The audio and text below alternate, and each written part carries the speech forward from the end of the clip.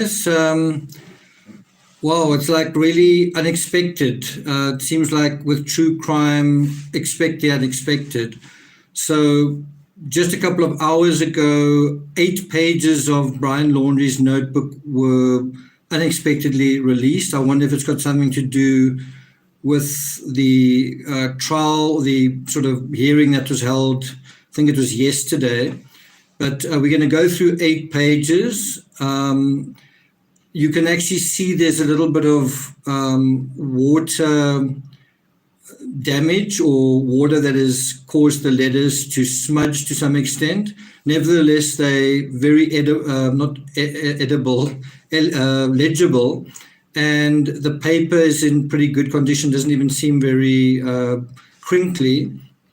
Another thing that's quite interesting is overall the note.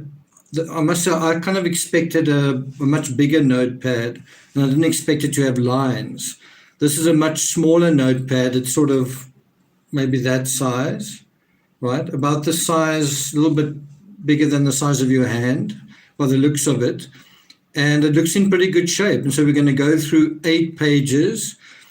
It's hard to say whether these 8 pages are kind of in order. It's not clear to me whether this is a suicide note, although he does refer to that later on. So I think some of it is somewhat random, but nevertheless quite deep.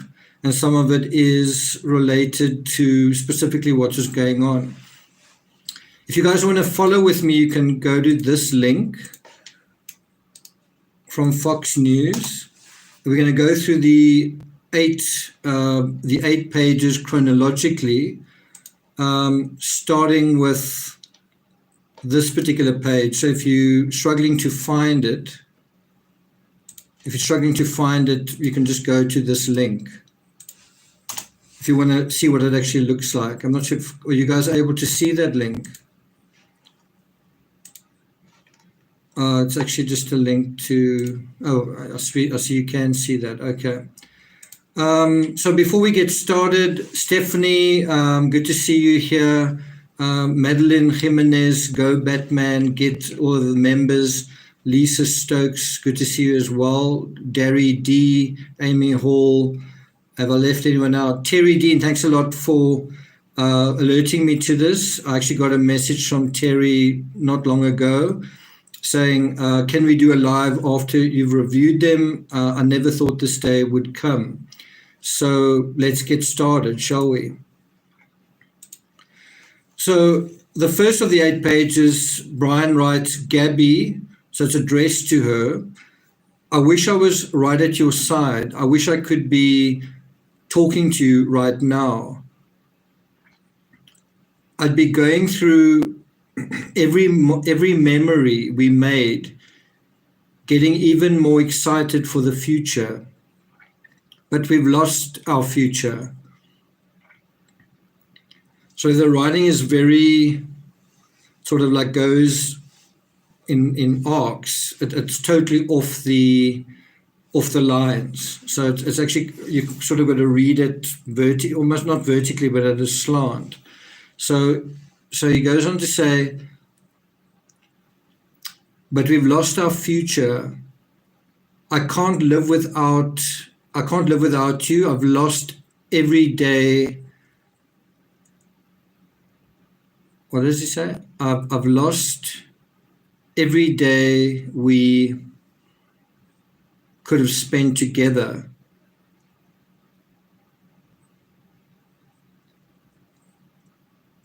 I've lost every day we've spent together.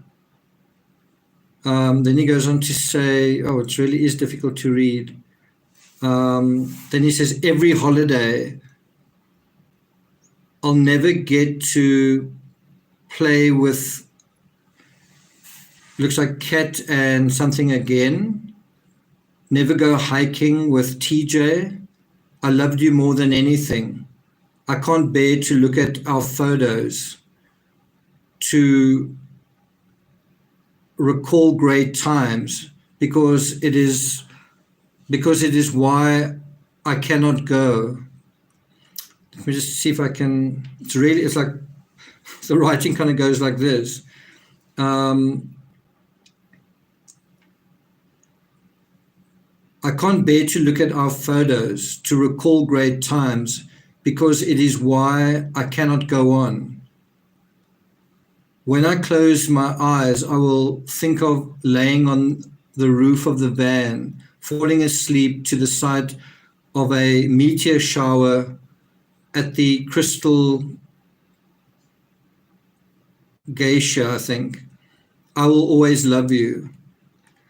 So it's really strange reading this, because for those of you who've been doing the Van Gogh letters with me, it's just it's like hard to read his writing, and I won't say it doesn't make sense, but it's sort of a little bit all over the place. You can tell he's emotional and he's unhinged, but the writing itself is definitely all over the place. So he's basically just saying here that he regrets what he's done. He says, I will think of laying on the roof of the van, falling asleep to the side of a meteor shower at the Crystal Geisha. Is it Giza? I'm not quite sure how to say that. I will always love you, and that's how the first letter ends, or the first page ends. So now we go into the second one.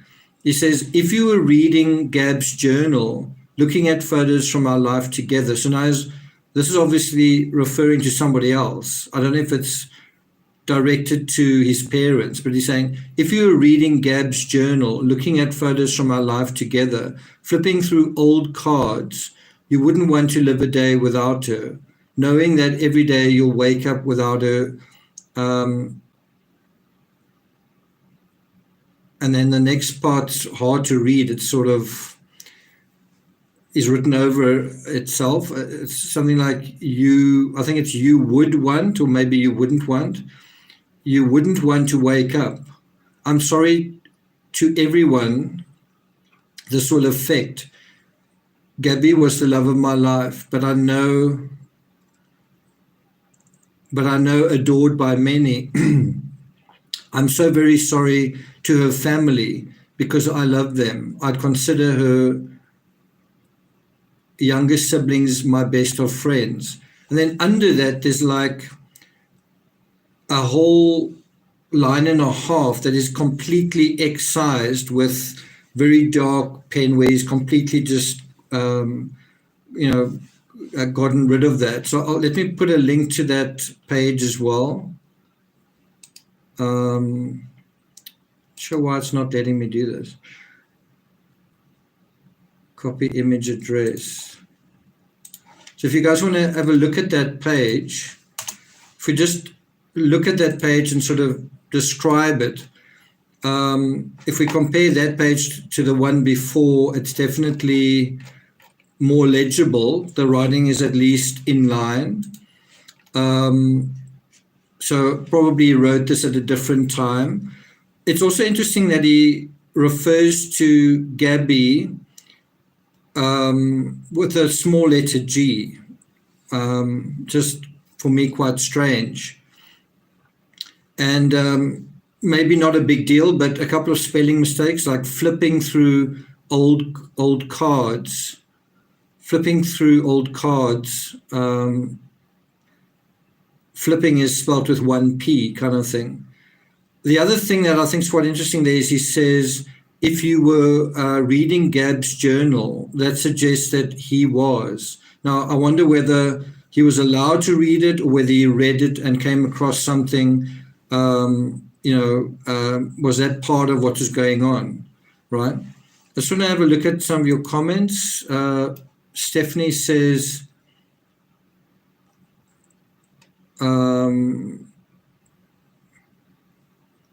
Terry says, the second I saw the news, I headed straight to Nick's Patreon. I'm thrilled he's on it so quickly with a live. Terry says, very unexpected but interesting timing. Robbie Robbins says it is pretty good condition. Yeah, I mean, if you think about the fact that this book was in the swamp, you can clearly see it must have been in some kind of protection. Brian did want us to find it. Brian did want us to read it. Brian did want, seems like, the world to read it as well. You know, I kind of get the idea that he knew the world was watching and he didn't want to be part of that world anymore. He sort of realized that he'd done something with the whole world watching and looking on and wanting answers, and then he just wanted to get off the planet, kind of thing. Willow says Elias pathetically trying to make it a mercy killing. Yeah, we'll get to that. Stephanie says, he says, I'm so very sorry to her family because I love them. Yeah. And it's quite interesting if you think about his family and the way his family have handled this. It feels like it's not so much in Brian's. They haven't really taken a cue from Brian. They haven't looked at his wishes in a way, certainly from this letter.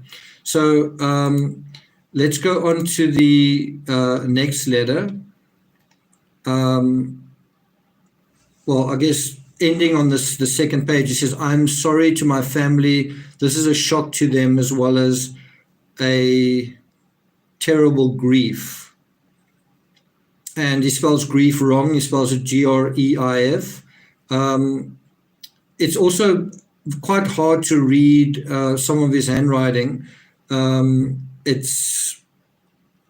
sort of is trying to fit those last two words under the bottom line of that page, which I think talks about judgment. You know, like one of the ways that you can, just a simple way that you can test whether someone is thinking rationally is if they're writing on a page, do they use the whole space? Do they start at a good place and do they fill up the whole line before going to the next one? That applies to lined pages, but also to like a blank piece of paper, like a card. The way that you fill up a postcard says something about your emotions, your psychology, your personality. We actually dealt with that. I did a video on that on Gabby's handwriting in those postcards that she sent to Cassie. I'll put a link to that in the description. So let's go on to the third page. There are 8 in all. Let's go on to the third page. And so Brian writes, they loved as much, if not more than me. And I think that is a reference to his family? So when he says, I'm sorry to my family, this is a shock to them as well. I think it should be as a terrible grief. Then he goes on to say, they loved as much, if not more than me. So I presume this page goes on from the previous one. It's hard to say because it's not paginated. What's also interesting here, let me put a link to this page in chat if you guys want to follow.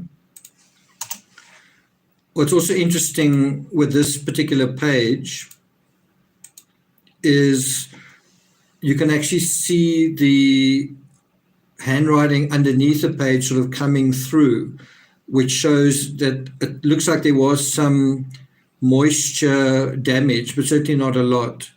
Maybe a little bit of water got in, but very, very little. I must say my I don't know what you guys think, but my impression of the damage to the notebook, I thought it would be a lot worse. I thought there'd be like small fragments that were left, and this is like page after page that you can read quite clearly. Anyway, he goes on to say, and I think it's a reference to his family, they loved as much, if not more than me, a new daughter to my mother, an aunt to my nephews. He's also spelled that wrong. He spells it Neiphews. It's just a bit strange. It kind of makes you wonder, some of the highfalutin statements he made on Instagram. You want to be an Instagram influencer. It's important then to be able to spell. It's important to make these inspiring statements that are at least cohesive. And in this letter, it seems to be not terribly articulate. It doesn't seem to be terribly literate either. And one's kind of got to wonder, if what you want to do is become an influencer, if you're a young person or any person, you want to become an influencer, do you need an education for that? Or can you just snap your fingers and say, on the strength of my personality, on the strength of a whim, I can do that? Obviously, Gabby and Brian are perhaps a cautionary tale, perhaps on what not to do, on perhaps why something may not work out, especially from Brian's perspective. Anyway, then he says I guess this is addressing his parents. Or I guess maybe you could ask the question, who is he addressing when he says, please do not make this harder for them. Please do not make this harder for them. This occurred as an unexpected tragedy. And he spelled tragedy Tradi.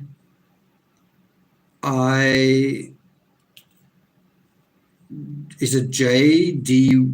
I'm not quite sure how he's spelling it, but anyway. Then he says, rushing back to our car, trying to cross the streams of Spread Creek before it got too dark to see, too cold. I hear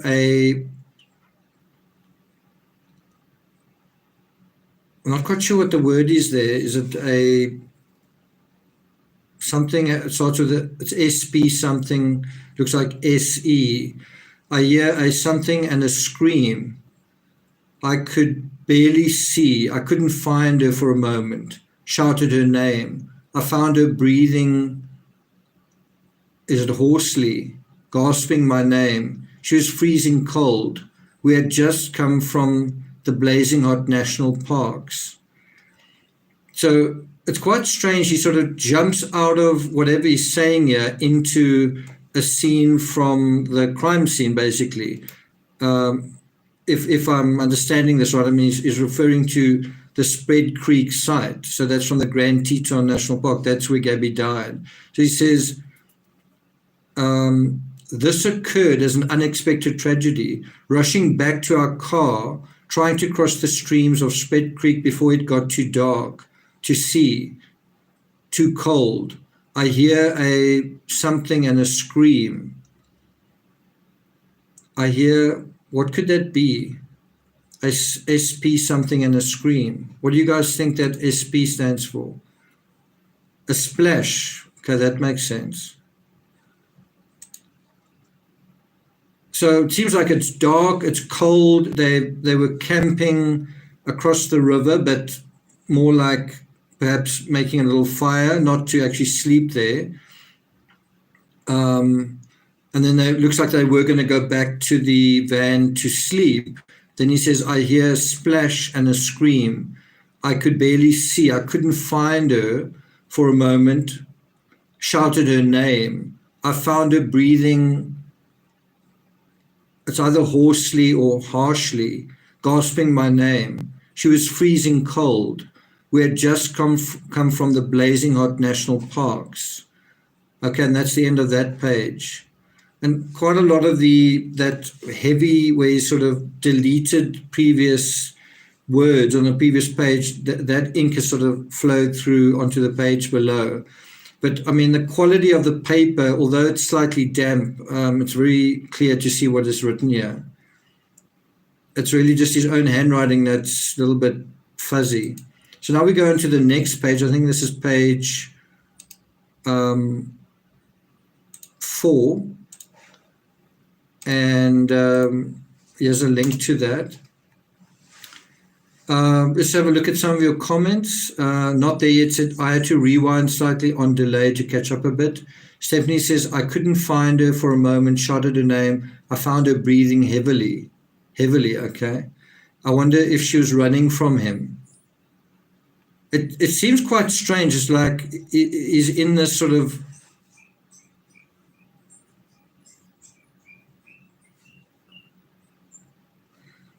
I'm just hearing a strange sound. Just give me a moment. Jimmy.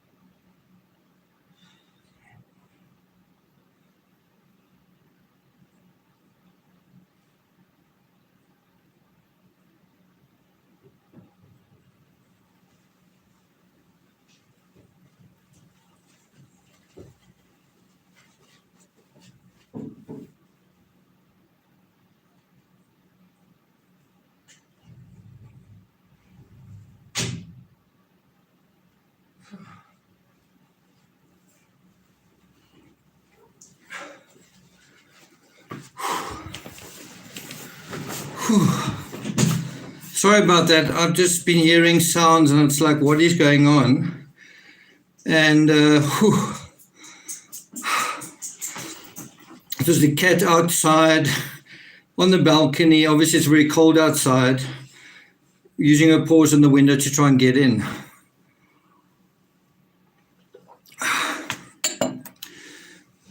But anyway, she's safe inside and everything's sorted out.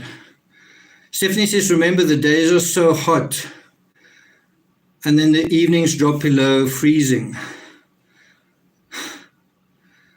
But yeah, that sound, it was like a squeaky sound. I actually thought is one of the animals choking, like what is going on? Anyway, so let's go on to the next letter. Or the next page. It says, in Utah, the temperature had dropped to freezing and she was soaking wet. I carried her as far as I could down the stream towards the car, stumbling exhausted in shock, when my knees buckled and I knew I couldn't safely carry her. I started a fire and spooned her as close to the heat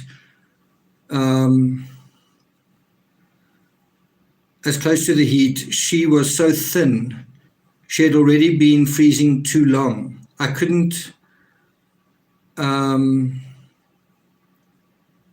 something like I couldn't by the time realize, or something like I couldn't, maybe it's at the time realize that I should have started a fire first, but I wanted her out of the cold back to the car. From where I started the fire, I had no idea how far the car might be. So it's hard to say whether he's kind of coming up with a scenario that's making him seem innocent here. It's really hard at this point to sort of say, did this really happen, or is he inventing some kind of thing to minimize what is going on with them? I mean, does it really make sense? It seems like she and him got separated, and then the next thing she was wet and cold and starting to struggle with maybe hypothermia, and now he's coming to save her. He's trying to save her, but he's sort of disorientated in the dark, right? And I think I know where this is going. Because of the element, she's so weakened that he then decides to take her life to spare her further pain.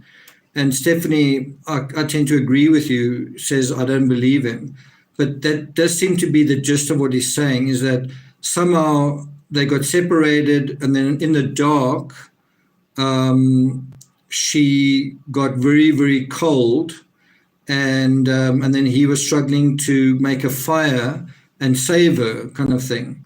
So it's almost like he conjures the situation where suddenly she's cold and shivering, just like nothing happened, and then suddenly she's cold and shivering, and he then arrives as the hero to save her. It's a little bit disjointed and a little bit strange. So he says, she was so thin, had already been freezing too long. I couldn't at the time realize that I should have started a fire first, but I wanted her out of the cold back to the car. From where I started the fire, I had no idea how far the car might be.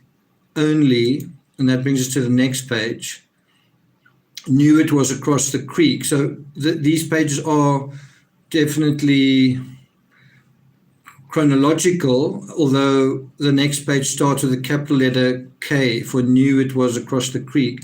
So let me provide a link to this particular letter. I think is this page 5. I think it's page 5. Felisa Cortez says he's justifying himself. Diana Simmons says, copied from my comment above that you didn't see it. Sounds as if he went back to look for her after he'd already attacked her and left her for dead, ?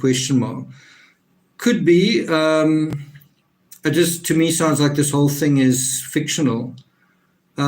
Jacqueline Henning says, until you look back at the video and they got pulled over and how scared she truly was, he wasn't going to be just a protector.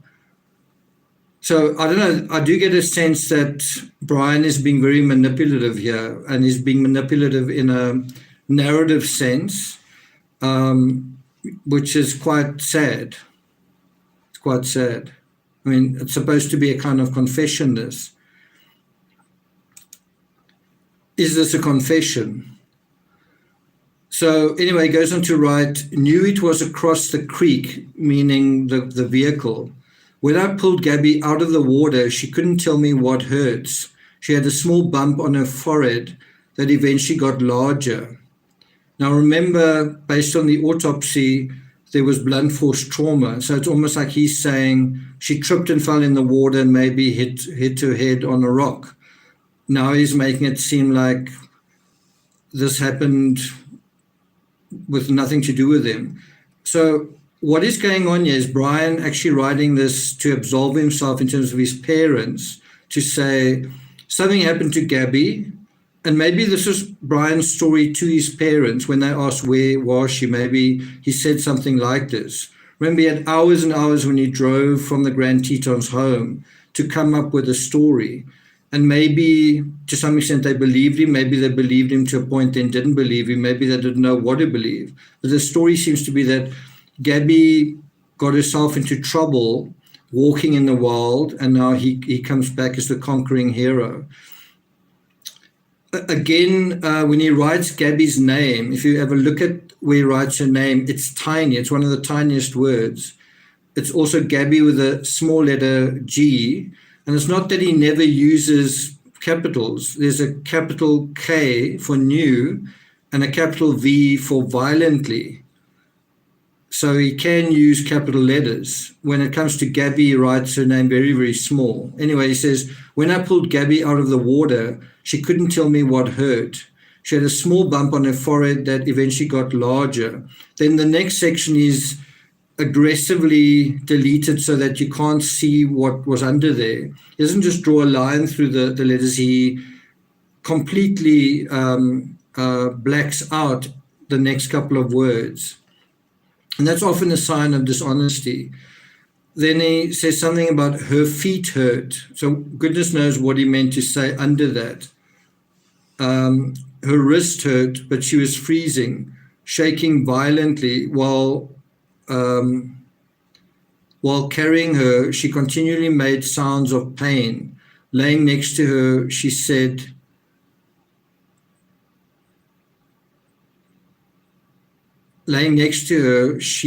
something.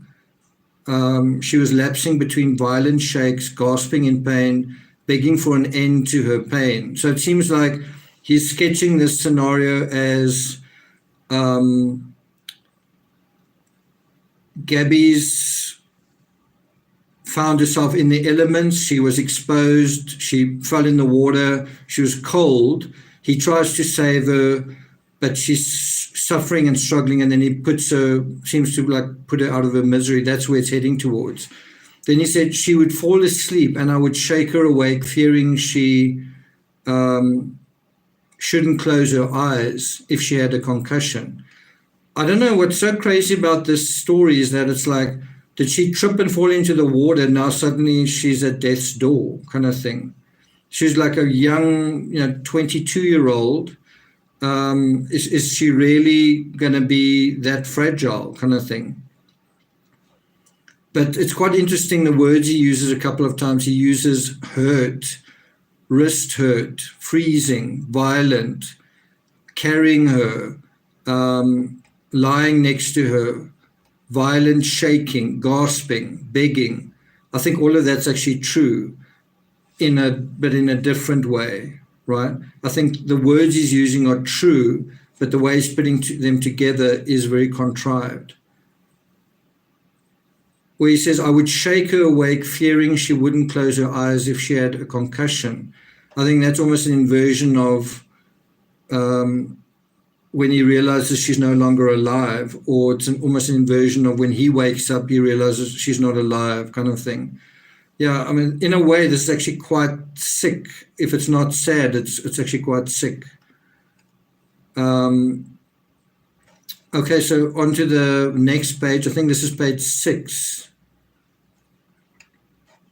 So I'll put a link to this page.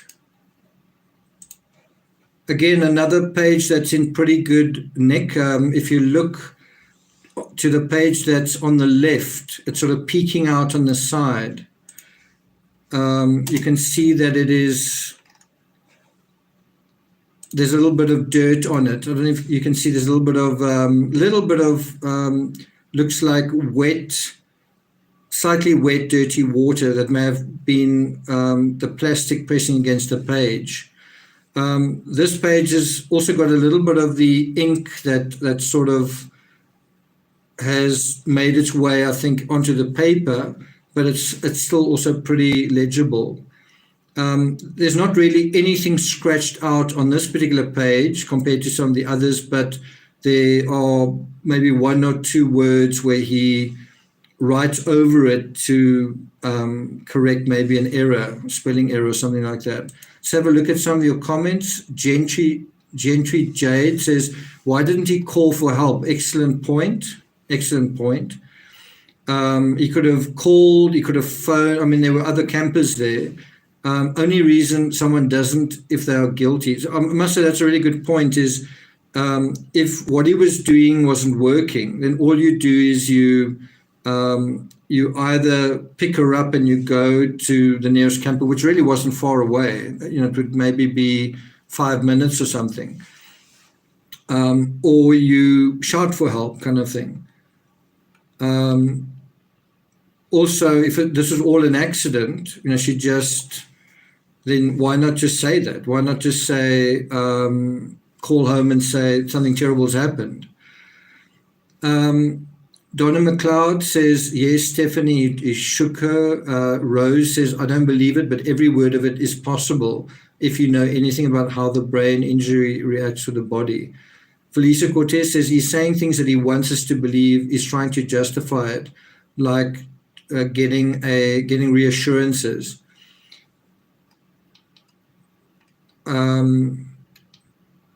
Stephanie says he's despicable. Bob says, sounds to me like Brian hurt Gabby more than intended, then panicked.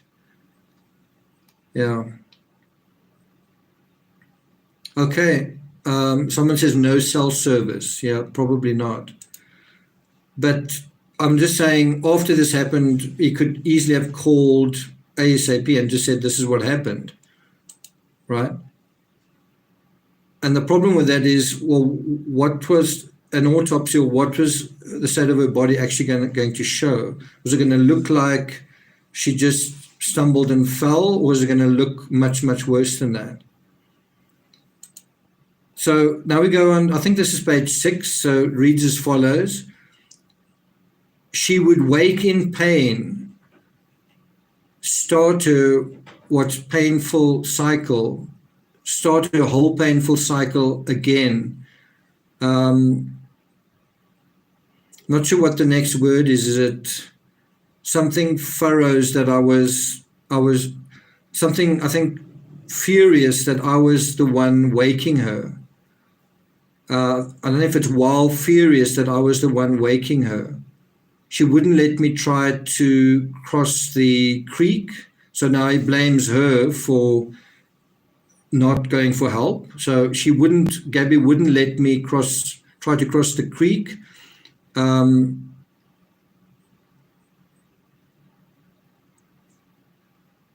Is it thought like me that something will go out?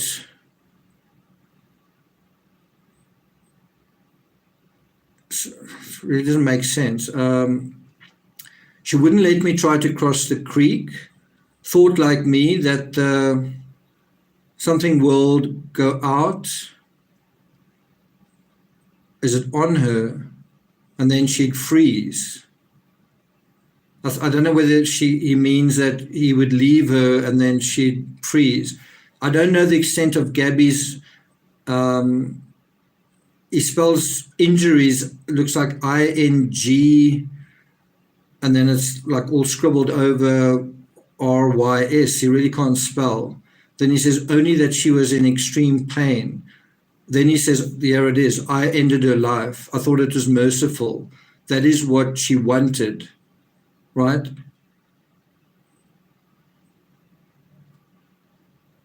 I ended her life. I thought it was merciful. That is what she wanted. Yeah, it is pretty horrible. So if you look at this letter, about 2/3 of it is she's freezing, she's injured, but not by him. She's furious. She's been woken up. She won't let him cross the creek. And then I ended her life. I thought it was merciful. That is what she wanted. It's almost like she wanted to commit suicide and then he did it for her. She couldn't do it herself, so he did it for her. I must say, as stories go, this is a bit of a whopper. It's really not credible at all. It's really not credible at all because it's a lie.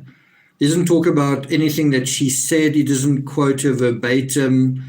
He doesn't really give any sense of time or structure to this. It's just really a confused, meandering mess. But anyway, he does admit, I ended her life. He says, I thought it was merciful. I think the truth of that is that he did end her life and he thought it was merciful towards him for whatever reason at the time. Then he says, that is what she wanted. I don't think that's true. Then he says, but I see now all the mistakes I made. I panicked. I was in shock. But from the moment I decided, took away her pain, I knew I couldn't go on without her. So it seems like all of this is an elaborate way of trying to excuse himself, give himself a right of reply, but not allow anyone to cross-examine him, not allow anyone to test him on what he's saying, right? It's pretty shocking in how badly conceived this is. I just want to thank Terry. Thanks a lot. Let's not forget how far Gabby's body was from the water and that she was partially covered. My impression was she wasn't that far from the water. She was a couple of feet. I mean, the water really wasn't that far away. It's true that she was partially covered.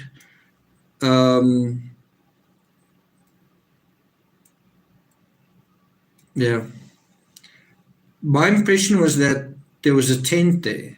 So my impression was that they were camping there anyway. So, but it is interesting that he sketches this whole drama happening in the dark. And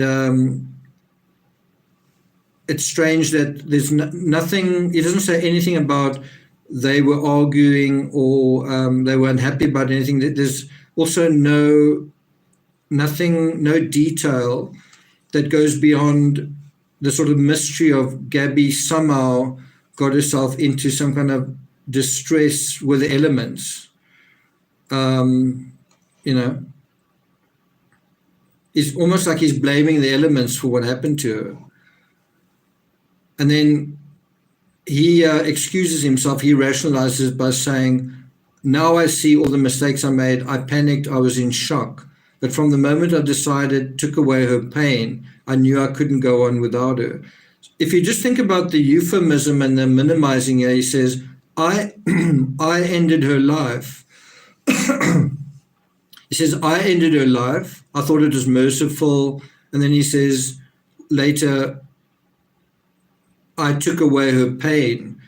Well, no, you murdered her. And it wasn't just murder, there was blunt force as well.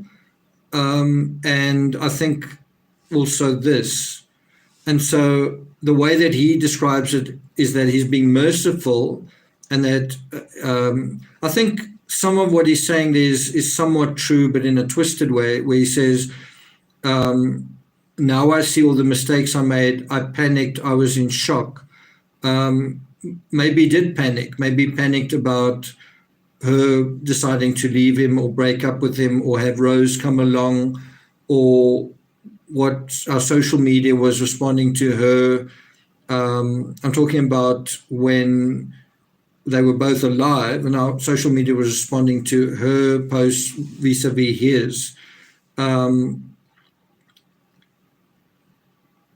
Anyway, I think the thing, I knew I couldn't go on without her. I think that's also true in the sense of if they did break up, I think he felt like, I can't live without you, so you can't be allowed to live. I can't bear the thought of you being out there either with someone else or me not being with you. I can't bear that. I can't go on without you, so you need to die. And then I think it was also true, I can't go on without you now that you're not there anymore, kind of thing. Terry says, I don't believe any of this except that he panicked. Stephanie puts a emoji of someone who's vomiting, very appropriate. Victoria says, this is something Chris Watts might have written. What is happening in these monsters' minds? It's mind-blowing how one can get to such a point in life that killing seems the right choice. I must say, I look at Gabby and I see someone who seems quite sweet and intelligent, and I look at this writing from Brian and I think, what a douche. Like, what do you see in this guy? He just seems like a simpleton. Like, as you say, Chris Watts also a simpleton. The only thing that gives me any semblance of peace is that Gabby had come to the realization that she needed to get rid of him. Kristen Mahoney says, so a fight broke out at the campsite. He went so far to hit her on the head. She tried to get away, fell in the creek. He caught up to her and she said, no, Brian, no, he killed her. I think something that is a possibility here is that the creek may have been used in some way. The creek may have been used to subdue her, possibly, I don't know. I think the cause of death wasn't drowning, so maybe that's not what's part of it, but it may be that I think it's very likely that the creek was part of what he used to subdue her, and I think a big part of that were those round rocks that were all over there. They were everywhere. Stephanie says, I remember there were sets of footprints found that showed a horrible struggle. Caldonia says she may have been running away from him. That's how I envisioned. Absolutely. I think you must remember it starts off kind of as a wrestling match. Once it escalates to a certain point, it's a wrestling match where two young people who are both quite strong, even though he's stronger than her, she's still an adult, a young adult, and it's a wrestling match. And then when it reaches a certain point, you realize, wow, this is actually serious. Then he's very angry and she's trying to escape, right? Laurie Kovac says, this is so far beyond terrible. This poor girl, she deserves so much more than this self-serving, yeah. Jean Karras running towards the van, not away from it. Yeah. Stephanie says she was running for her life. Angela says, crazy that Reverend Donna Serafina was 100% correct. Hi, Debbie. Okay, so let's just finish up with this page. He says, from the moment I decided, took away her pain, I knew I couldn't go on without her. And now this is, I think, the second last page. It's page 7.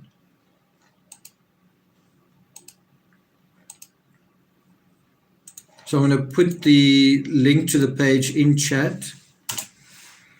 So if we look at this page, it's probably the best preserved of all of them. There's a limited amount of ink seepage coming from, I think, the bottom. I think a lot of the seepage in these pages is coming from the bottom. You can also see from this particular image that you kind of seem to see the underside of the notebook, the cover of it. It looks like it's sort of a dark blue color, cover, right? And again, the page is perfectly preserved. This is a a page with virtually no spelling mistakes, and nothing scratched out. Anyway, he writes here, I rushed home to spend my time I'd left with my family. So now he's talking about the aftermath. I wanted to drive north and something James or TJ. I don't know what that word is. It looks like LOT. I wanted to drive north and something James or TJ. What do you guys think he's saying there? DB says, heartbreaking. This journal will bring zero comfort nor closure to her family and friends. Yeah, I must say, I thought everyone was saying we need to read the journal. And I thought, when you read it, you expect he's going to tell the truth. You expect this is going to bring closure. If anything, it just, in a way, aggravates everything. Okay. I wanted to drive north and let James or TJ kill me, but I wouldn't want them to spend time in jail over my mistake, even though I'm sure they would have liked. Is it two? So I'm not quite sure who James or TJ are. Is it family members? So when he says, I wanted to drive north, I think that may be a reference to, is it not due north, but sort of north towards sort of New York? Is that to family members, James or TJ? Who do you think that's a reference to? Kill me, but I wouldn't want them to spend time in jail over my mistake, even though I'm sure they would have liked to. So, yeah, I mean, it seems like he's saying the reason I didn't go north and hold myself accountable was because I didn't want them to spend time in jail. Well, you could have just driven to the Jim. Jim is definitely the stepdad. Okay, so he refers to him as James. So I guess, I mean, it makes sense. It makes sense that it's the one or the other. Susan says, wasn't James Gabby's stepbrother?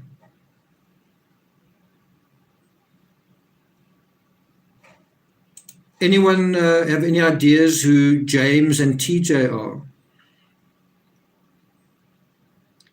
Leah says dad and stepdad maybe. Jim is definitely the stepdad. Yeah, so anyway, so he's kind of now saying why he's not holding himself accountable. Again, this wouldn't make any sense if it literally was kind of an accident, like a weather, she was in the elements kind of thing. Well, then just say that.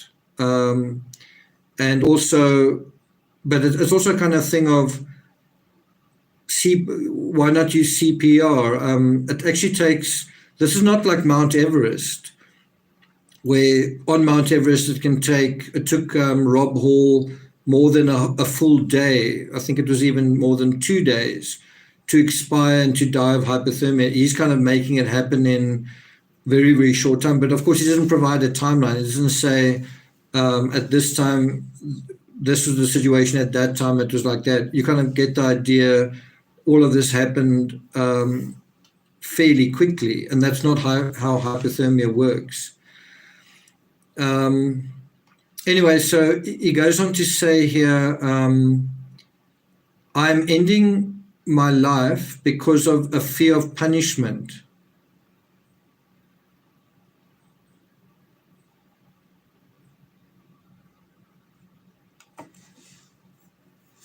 Let's just have a look. AJ about justice says Gabby's younger brother TJ Schmidt is her only sibling that she shares with both. Okay, so that TJ is her brother. So I think she's talking about James is Jim, and which is her stepdad, right? And TJ is her brother. So it's those two figures.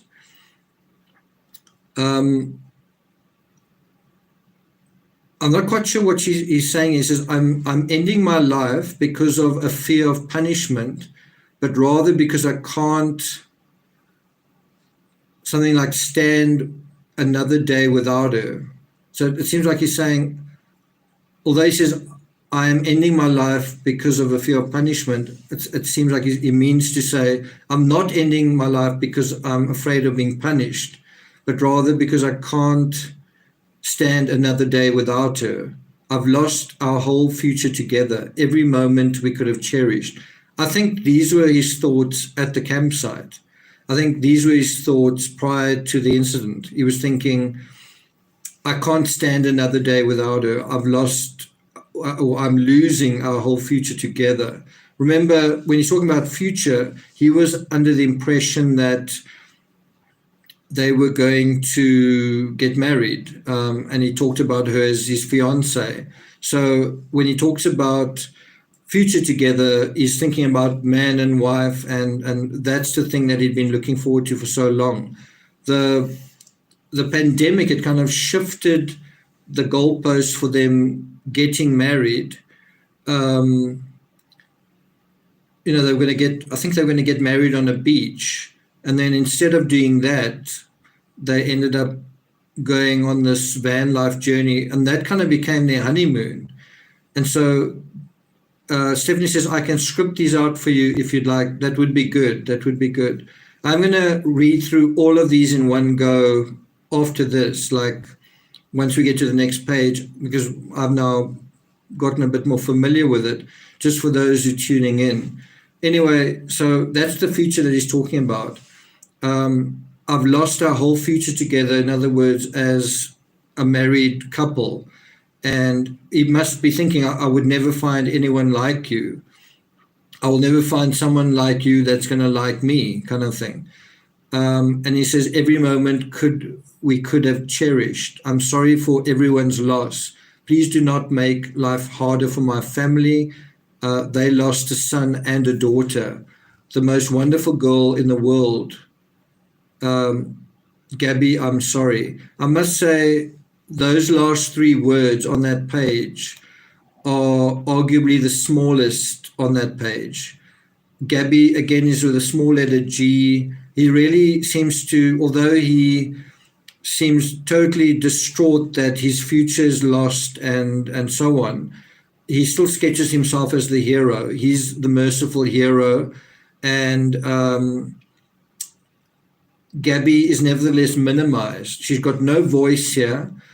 When he writes her name, it's a tiny name and it's going downhill. So if you're looking at handwriting analysis, when he writes Gabby's name, it's a small letter G, and almost every successive letter seems to get smaller. What's incredible here is the B in Gabby is almost, the upward tail of the B in Gabby is almost the same height as the top of the G, and it's a small letter G. It's pretty crazy. The Y is so the Y is so tiny. The tail under the Y virtually doesn't get below the line. It's sort of like just like that. And when he says "I'm sorry," the Y in sorry is the tail goes even further than the Y in Gabby. So he's more sorry than he's even acknowledging Gabby, kind of thing.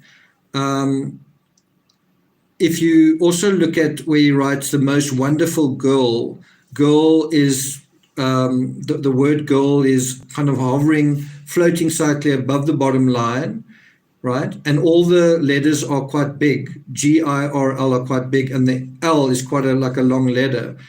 The word Gabby compared to girl is much smaller. So he almost sees Gabby not as Gabby, but he sees Gabby as what she represents, a fiancé, his mate, his belonging, his possession, right? And when he says, I'm sorry, those three words are really tiny. Is he really sorry? I think the obvious answer is if he was sorry, I think he's feeling emotional, he's feeling regret, he's feeling all sorts of different things. But if he was truly sorry, then he would have called her parents. He would have told the truth in this letter, even if he didn't call her parents, even if it didn't, true remorse, true, what do you call it? if you want true forgiveness for sin, then you've got to have a full disclosure, be fully honest. You've got to be completely, your confession has got to be completely true. That is when you've accounted for your sins, and when your feelings of regret are real. You want to tell the truth, and as hard and as horrible as that is, you feel like I've got to tell the truth because what I did was wrong. But the fact that he's still making up a story shows he's not that sorry. There's still something pathetic about him. And he's self-pitying. I've lost our whole future together. I'm sorry for everyone's loss. Please do not make life harder for my family. They lost a son and a daughter. Yeah.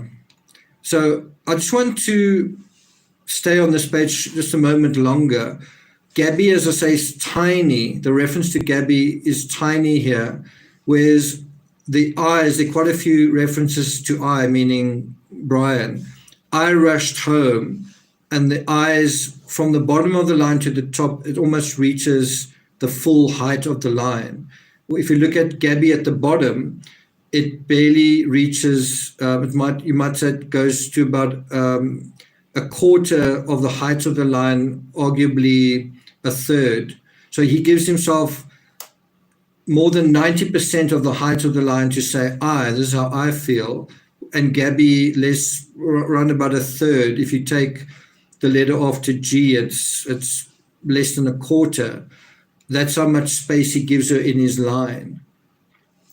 And if you go to all the other people he refers to, James, TJ, all the other I's where he refers to himself, it really goes up a long way. And so that kind of makes you think that in his heart and in his mind, in the real story of what happened between them, Gabby must have been very much diminished in his heart and mind. He did lose all of that, but if she'd said, I don't know who you are, I don't actually even like you anymore, you're not the right guy for me, ... or whatever, then she would have become less and less significant, and he would have felt that, and I think that's reflected here in his handwriting. Stephanie says self-preservation. Rose says, notice how small the I'm is following Gabby. Yeah, that is also interesting to note. Titanic discussions, thanks so much for that. Says, came here immediately to get the best and most accurate take. Thank you, Nick. Thanks a lot for that. Stephanie says, this is traumatic. Yeah, I must say, I don't know what I was expecting, but this is definitely unsettling, sad, tragic, frustrating, annoying, deceitful, disgusting, right?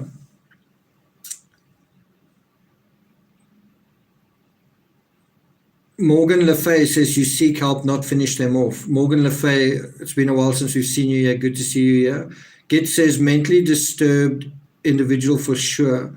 Angela Gallagher says, Rose, we know if she really was hurt, he did not get her help. That's not an assumption. Helen says, it's more hideous than I anticipated. Definitely is. Terry says, Nick, who benefits most by releasing this now? It's hard to say. I think, first of all, it's interesting that this is released on a Friday. I think there has been pressure on the laundries to do something. I don't know whether part of just the legal process yesterday meant handing over certain materials. I don't know. I don't know whether this was handed over to placate the petitas who seem to be on the legal warpath. I don't know whether that's the case. I do think the timing is quite interesting. Releasing it on a Friday, often where a lot of mainstream media journalists have left for the weekend, creators are already doing something. and who does it benefit? I'm not quite sure who it benefits. It's kind of an interesting thought. Who benefits from the release of this? I suppose you could say that it benefits the petitos in the sense of if they didn't already know this. So if the petitos knew there's a notebook out there, you can imagine how much we were looking forward to the notebook. Brian Enton had the okay to release. Okay. Susan says, yes, his parents, I think, and the way the book was preserved and the Laundries got it so fast, I'm sure they were onto it. Well, I don't know about you guys, but don't you think that having now read 7 of the 8 pages, we'll get to the 8th page in a moment, having read that, if you knew what was in it, would you want it released to the public? I'm talking about if you were Brian's family, if you were Brian's parents. If you read the notebook, would you want that released to the public, right? Now, I'm not actually sure what's worse. This version, which is bad as it is, or another version where, let's say, he said exactly what had happened. Somehow I think this version's worse, where he's confessing and it's also a lie. It's somehow even more disgusting. But you can imagine if they have seen it, and why wouldn't they have seen it? You can imagine them feeling like, I don't want the public to see this, I don't want the petitos to see this, because it's going to upset them, because it's going to enrage them, because they're going to feel righteous indignation. And it is right to feel upset by what is going on here. HI says it may benefit other cases. What do you think? Well, I think what's interesting here, and you're probably not going to like what I'm going to say now, but what's interesting here is, you've got somebody standing up for himself who's done something to somebody else, and I think it's pretty clear to say it's not true. Now, if you apply this to Johnny Depp and Amber Heard, and you say, well, Amber Heard is still with us, thankfully, but Amber Heard did say her life was in danger, et cetera, et cetera. I know a lot of you don't believe that. But what I'm trying to say is, you have someone who's making his case, and you can see it's just not true, right? So you can apply that or not. Victoria says they could have just said he was lying and it's despicable. Not there, it says, as in life, so in death, his ego carried through. So what I'm going to do, and I'll probably do this a week from now, you guys know I've been doing the Moab deep dives, right? I think we're up to episode 7. So on the 1st of July, bear in mind, the petitos went on their van life trip. They left New York on the 2nd of July. So kind of on the 1-year anniversary of them leaving, I'm going to do deep dive. I think it's number 8. And I want you to think about what he says here, which exposes him not as a little bit of a liar and a little bit of a deceiver and a little bit of a fraud and a little bit of a inferior, not good person, but actually a joke, a pathetic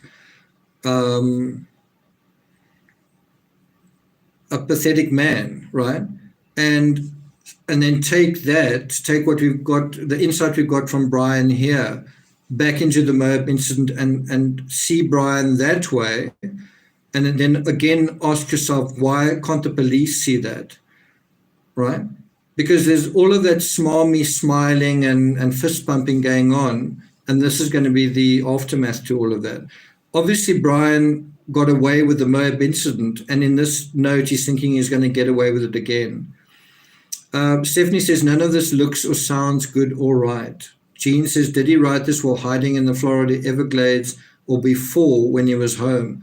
I think it's quite a good question. I would imagine he wrote this when he was out there in the wild. It's not terribly long.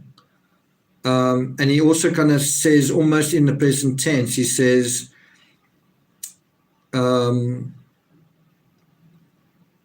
He says, I am ending my life, not I am going to end my life. He's saying, I am ending my life. You kind of get the feeling that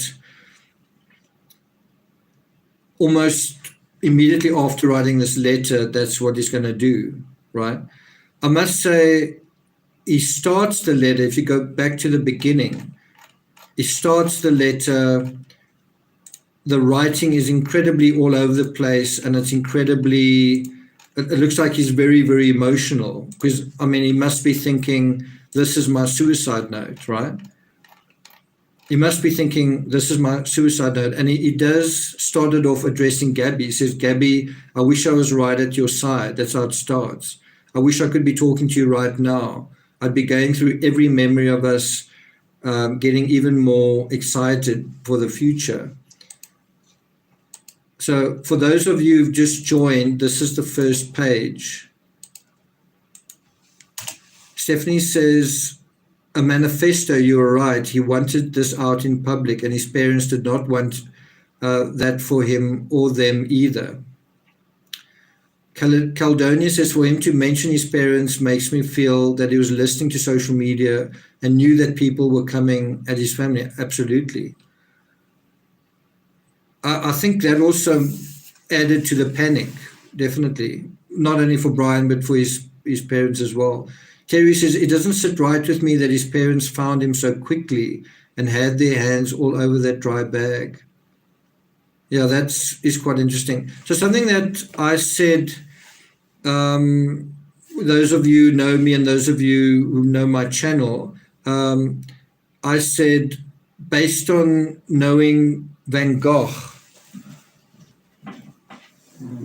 and I wrote this book, The Murder of Vincent van Gogh, right?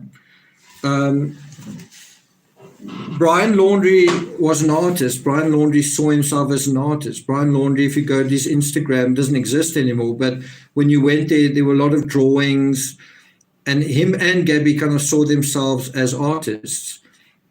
And Brian is an expressive kind of personality. He's introverted, he's awkward, he's not very socialized, but he's nevertheless an expressive person. So for me, there was no doubt that he'd written in some detail about this. I didn't think it would be a one-line suicide note. I thought it would be some kind of manifesto, and that's exactly what this is. The other thing that I think is fascinating is if you compare this particular note to Vincent van Gogh's writing, this guy's suicidal, this guy's emotional, this guy's unhinged, this guy's dishonest, this guy's disingenuous, and other things. Vincent van Gogh was supposed to be, in a way, all those things as well. And yet you don't see any of that in his letters.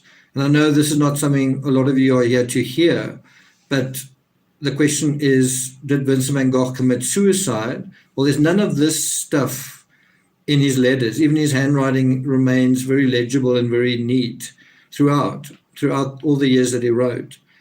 With Brian, it's all over the place, and you can see that his mind is all messed up. There's a lot of untidiness in the handwriting, a lot of variation, especially, as I say, on that first page, but then also in terms of the size variation of her name, his name, the scratching out of things, the very violent scratching out as well. And then some of the words that he uses the word violence quite a lot: freezing, panicked, shook, this, that, and the next thing. Heidi says, I just joined, so please forgive if this comment has been stated. The state of mind he must have been in despite his healthy lifestyle. His grammar shortcomings may be due to, could be. Laurie Kovac, Nick, I go to no other true crime channels for analysis. Thank you so much for all your wisdom and insight. Thanks, Laurie. Member for 5 months. Okay. So let's go on to the very last page, page 8. And it's a short page. He barely gets halfway through the page. Once we go through this, we're just going to do one more read through of the whole thing, just like in one shot. He says, I have killed myself by this creek in the hopes that animals may tear me apart, that it may make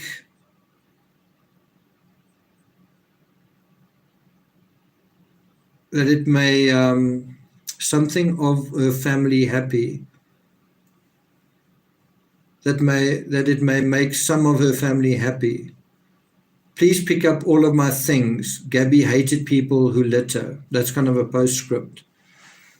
So that makes me kind of wonder, did he write that at the Spread Creek camp? Or did he write it in the national park? Well, I think there's a creek there as well. But if you're wondering about his intent, well, here it is. He wanted to be torn apart by animals, and that's exactly what happened.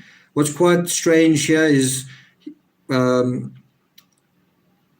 he says, I have killed myself, he's writing, anticipating the future. I mean, when he's writing, he hasn't killed himself.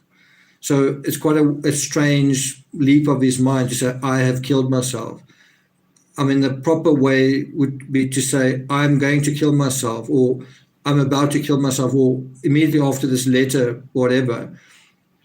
Again, the letter I goes almost to the top, and where he says, I have killed, those three words are quite big words. And then myself is small, and the word creek under that is very small. By the way, when you have an I with a little cap on it, it looks like a little tent, top of a tent. That is often the sign of a creative person. I know my writing displays that. He's got that quite a bit on the I in, the I in animals, the I in it. All of them have those little kind of tent, things. So I think he was quite a creative guy, but maybe not very creative as a writer. When he writes animals, it's also got two ends. So this guy really, like he was reading those books. He has pictures of himself reading books, and yet he can't spell in the most basic way. It's quite strange. Anyway, so that's it. I've killed myself by this creek in the hopes that animals may tear me apart. The part's also got two P's. That it may make some of her family happy. Please pick up all of my things. Gabby hated people who litter. Again, he refers to Gabby, small letter G, but yeah. So quite a strange thing how that ends up. I also think there's maybe a little bit of a snipe there where he says that it may make some of her family happy. It's like he's saying, I hope animals tear me apart. Maybe that'll make some of her family happy. It makes you kind of think that maybe there were some of her family members that really didn't like him when he was alive, when he was seeing her. So it makes you kind of think that he was aware of how much they disapproved of him, and weren't they right? Weren't they right to feel that way?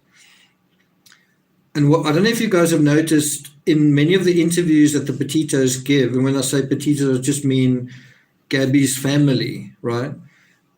When asked about what they felt about Brian, they sort of, it's like no comment kind of thing. There was a little bit where they spoke a bit about it, and I think her father said that he sometimes called Brian Brianna, I think, but that he just made fun of all her boyfriends, and then later on he wouldn't comment on it. You wonder whether that was something that played a role when Gabby and Brian fought, whether he would mention that, and whether she thought about that. And also you might think maybe she needed to have thought about that more. Maybe she should have thought about, and I'm not victim blaming her at all. I'm just saying her father disapproved of him. Was that just superficial, or was something a little bit off with Brian? And the answer is something was. But it could also just be a simple thing of Gabby's very young. She's too young to be this serious so soon, ... But I must say, my particular impression was they didn't seem to really be a great match. They were both artists. They were both free-spirited, but she seemed very good on social media. She seemed quite well adjusted, quite socialized, not terribly socialized, whereas he seemed not terribly sophisticated and not terribly good looking either. He seemed like quite a weak person. And he seemed to be pinning his entire life on like this relationship and getting married. That was to me how he saw his life. It's like, my life is being in a relationship with this girl. If I'm not in a relationship, I have no life, right? That's never a good thing. It's never a good thing. That kind of codependency is never a good thing. So I'm going to now go through the entire letter in one reading and see how it reads. So it's not a letter, it's 8 pages from the notebook. Really 7.5. I'll try and read it in a flowing way, but the first page is really difficult to get through, and there are some certain areas that are quite difficult to navigate. Corporal Deb says, I think social media saved Gabby for a while. Stephanie says, postscript written in fine Sharpie, not ink pen, in my opinion, written at a later time. Yeah, it does look like that was, the ink is totally different. It makes one wonder, he wrote that, and then how much time went by? You know, he was now, I have killed myself. Now, how much time went by? And well, I still haven't killed myself. And then another thought occurred to him, and then how much time went by after that? HI says, maybe Gabby felt the need to escape herself from her parents, but wasn't aware that she was wrong and far too late. I think the other side to this is, when they were on the van life thing and it wasn't working out, we know it was escalating. What would have been so bad about saying, this is not working out, we don't have any money, our relationship's not even working out, let's just turn around and go home. We made a mistake, it's not really turning out so great. Let's throw in our cards and turn around and go home. And you say, what would have been so bad about that? Well, here's the answer. You've been telling everyone on social media how great your life is. You've been telling everyone on social media how awesome every day is. It's all smiles and so on. So how do you then come back from that and you just end up going home? That's what makes it harder. It's this social media act that you've got to keep up, even though the reality is gone, right? That's the thing, is you had the social media, 2 people dead. And in a weird way, you had the same thing with Chris Watts. You had Shanann social media, happy family, happy family, happy family, happy family, everybody dead. All of it gone. And then the pretense lingers. So those people are gone now, and all that they've got left to speak for them is the social media. And then you say, that's true. They were happy. Everything was great.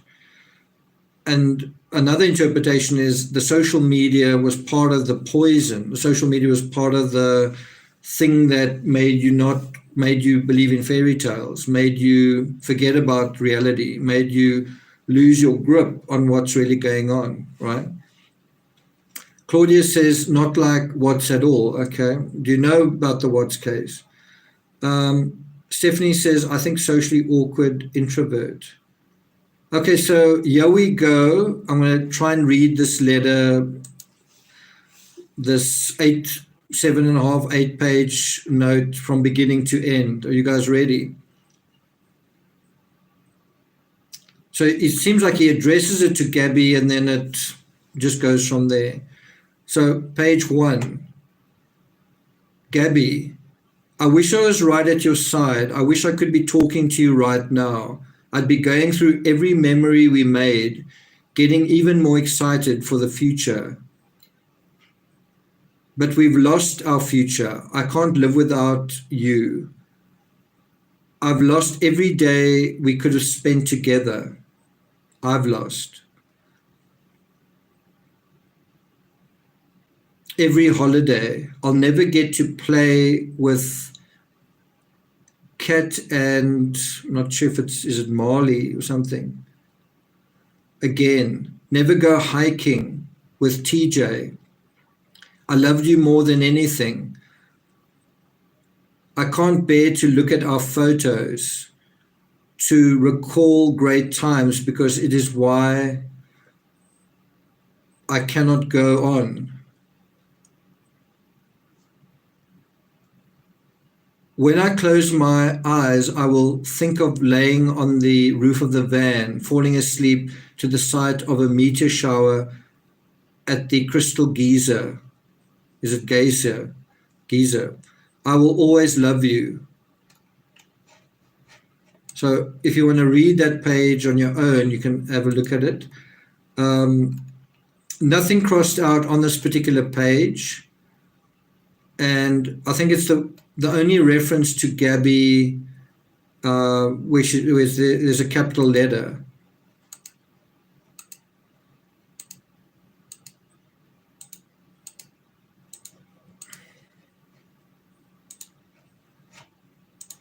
Let me just put that there.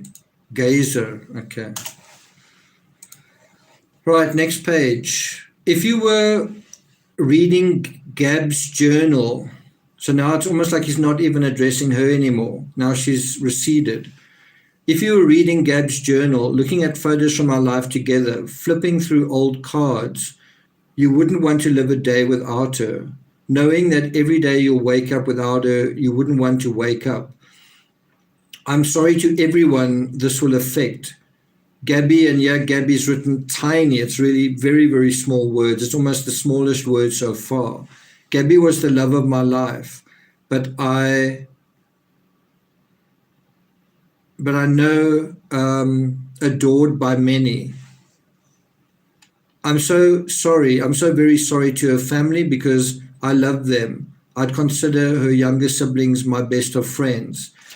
Then a line and a half that has been severely, savagely blacked out with pen, so you can't read what's under it. Then he writes in the last line, I'm sorry to my family. This is a shock to them as well as a terrible grief, spelled Greif. So that's page 2.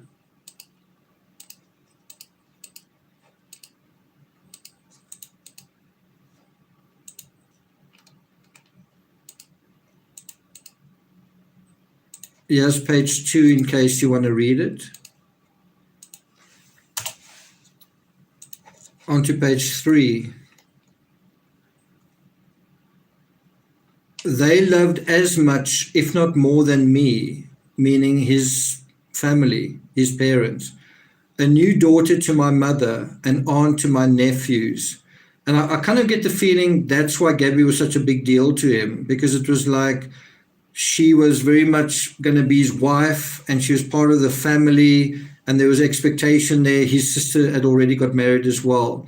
And so that's why it not working out is this tragedy and this catastrophe for him.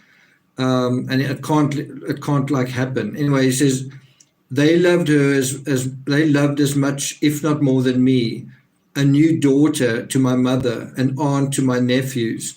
Please do not make this harder for them. Who do you think that's addressed to? This occurred, and then now he's talking about the incident, right? This is his version of the incident. It just starts, just like that. He says, this occurred as an unexpected tragedy. That's the way he describes the murder. It's an unexpected tragedy. And he kicks off. Rushing back to our car, trying to cross the streams of Sped Creek before it got too dark to see, too cold. I hear a splash and a scream. I could barely see. I couldn't find her for a moment, shouted her name. So if I understand what he's saying correctly, it's like they were camping or they were just across the creek doing whatever they were doing. Maybe they're eating, maybe they were just watching the sun go down. And then they basically decided, we've got to get to the other side of the creek to the van. We're going to sleep in the van. My impression was the tent was on the other side, so I thought they were going to sleep there. But anyway, in his story, they are now going to rush across the creek, but it's dark. In that rush, she trips and falls, gets wet, hurts her head, and then ultimately he puts her out of her misery. That's the way he sketches it. That's the unexpected tragedy. In other words, he's saying this was all an accident, and then he came there almost as a angel, an angel that's gonna, anyway. So he says, rushing back to our car, trying to cross the streams of Spread Creek before it got too dark to see, too cold. I hear a splash and a scream. I could barely see. I couldn't find her for a moment. Shouted her name. I found her breathing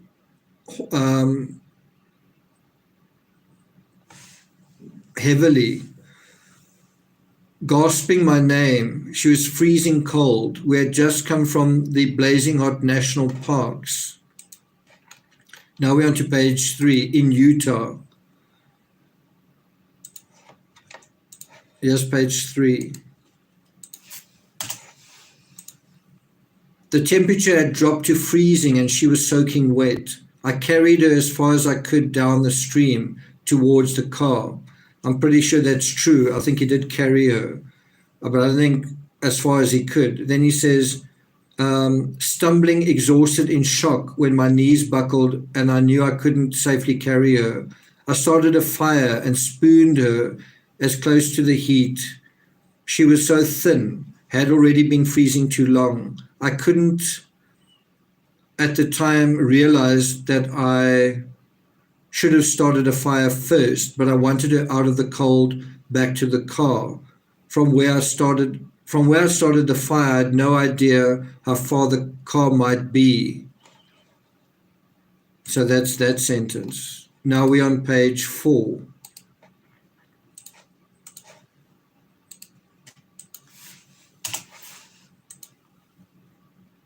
I knew it was across the creek. That's referring to the car. When I pulled Gabby out of the water, she couldn't tell me what hurt. She had a small bump on her forehead that eventually got larger. Next to that is a big blacked out section where he's made sure you can't read what he's saying. But here he's talking about injuries. He starts saying the first injury she's got is a bump on her forehead, something on her head. Then her feet hurt as well. Her wrist hurt. But she was freezing, shaking violently. While carrying her, she continually made sounds of pain. Laying next to her, she said something lapsing between violent shakes, gasping in pain, begging for an end to her pain. She would fall asleep and I would shake her awake, fearing she wouldn't close her eyes if she had a concussion.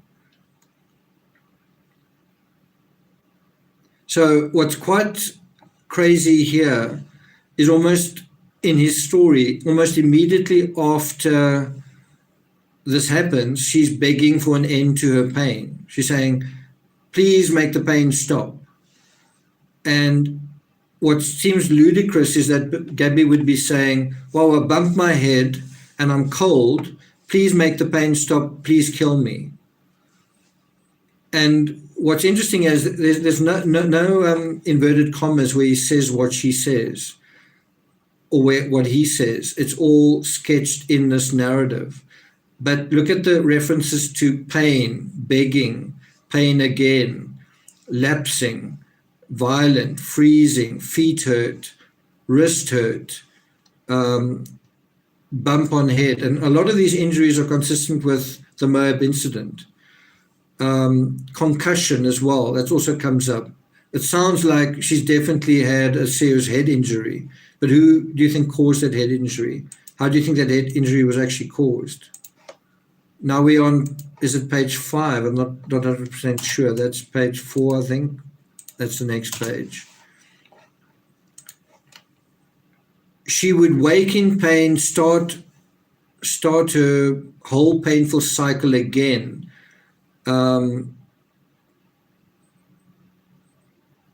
Something furrows.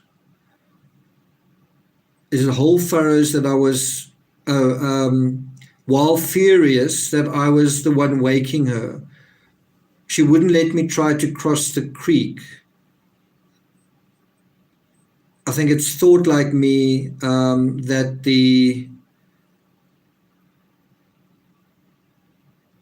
something will go out on her, and then she'd freeze. Something about if he left her alone, she'd freeze. I don't know the extent of Gabby's injuries, spelt ING something YS, only that she was in extreme pain. He keeps talking about pain over and over again. And then I ended her life. I thought it was merciful. That is what she wanted. But I see now all the mistakes I made. I panicked. I was in shock. But from the moment I decided, took away her pain, I knew I couldn't go on without her.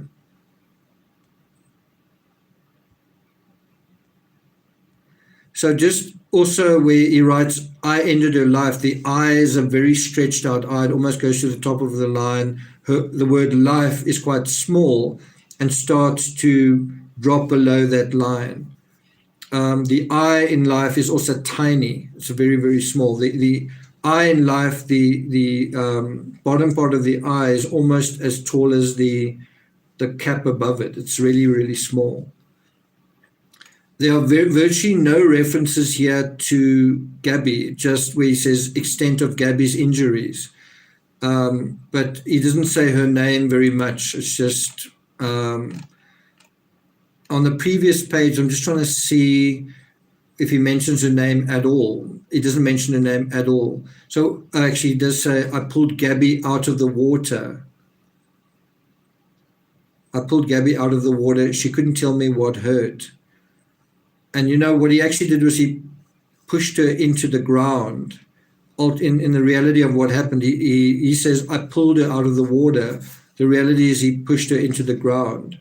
Anyway, in this particular page, there's just one reference to her name, and her name is written very, very small. And then it's just her feet hurt, her wrist hurt, she was freezing. I would shake her awake, her eyes, etc. Okay, so let's go on to the next page.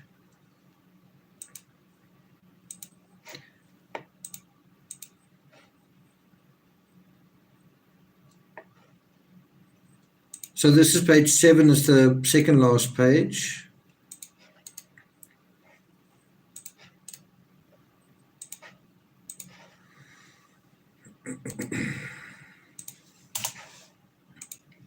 I rushed home, so this is the aftermath. I rushed home to spend my time I had left with my family. I wanted to drive north and let James or TJ kill me, but I wouldn't want them to spend time in jail over my mistake. That just sounds like an idiotic young person with stupid ideas and trying to sound convincing. Just doesn't pass the smell test. But it does seem like it's almost like he's saying, I rushed home, and when I was home, I actually wanted to drive to her family. So did the thought occur to him to go to her family? Well, no one even communicated with her family. So what do you think of that? Then he says, I didn't want them to spend time in jail over my mistake. And that's how he describes it. Not murder, not I killed her. It's a mistake. I made a mistake. That's also what Oscar Pistorius said. When the prosecutor asked, did you kill this person? Did you shoot this person? Then he said, I made a mistake. It's not a mistake. Anyway, then he says, even though I'm sure they would have liked to, so I think he's saying maybe they would have liked to kill him. Then he says, I'm ending my life because of, and I think, yeah, he's just got, he hasn't expressed himself right. He says, I'm ending my life. I think not because of a fear of punishment, but rather because I can't stand another day without her. Let me read that again. I'm ending my life not because of a fear of punishment, but rather because I can't stand another day without her. I'm not sure if I believe that. I think fear of punishment played a role. Fear of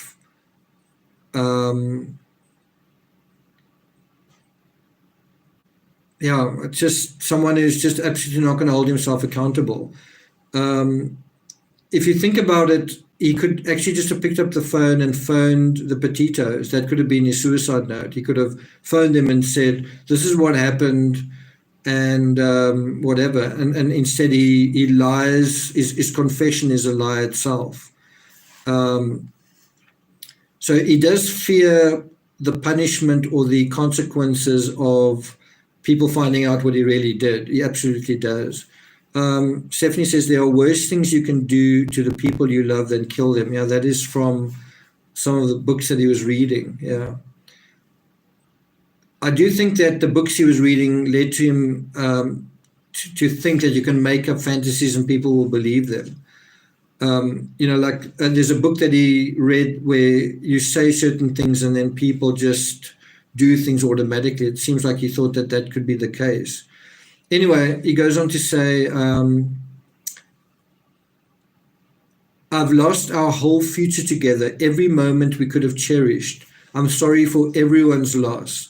Please do not make life harder for my family. They lost a son and a daughter, the most wonderful girl in the world. Gabby, I'm sorry. And then this is the last page of this 8-page thing. I have killed myself by this creek in the hopes that animals may tear me apart, that it may make some of her family happy. That just seems like a twisted sentiment where he says that it may make some of her family happy, that's going to happen. Anyway, then he says, please pick up all of my things. Gabby hated people who litter. And then that's it. It's actually quite poignant and quite ironic that his very last words are, Gabby hated people. Gabby hated something. Gabby hated something. And then one wonders, Gabby hated people who litter. Was that an argument that they had? That he'd littered or he'd left something lying somewhere. And I mean, ultimately he left her lying somewhere. Ultimately he left some of he left her belongings there, etc. So yeah.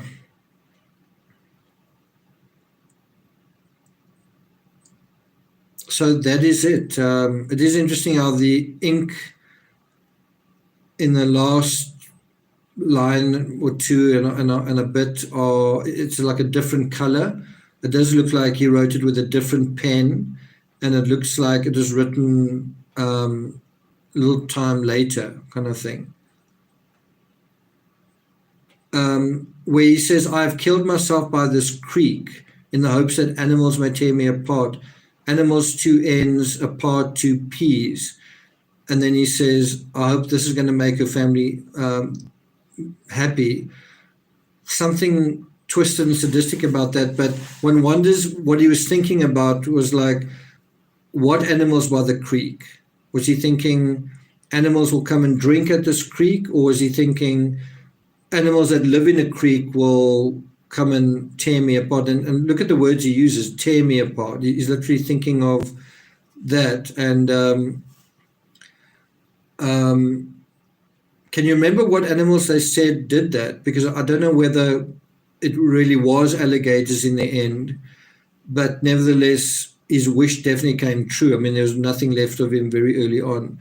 I think he must have known the wild quite well to know that that was going to be his fate, because it absolutely was. Okay, so that is it. Let's have a look at some of your comments.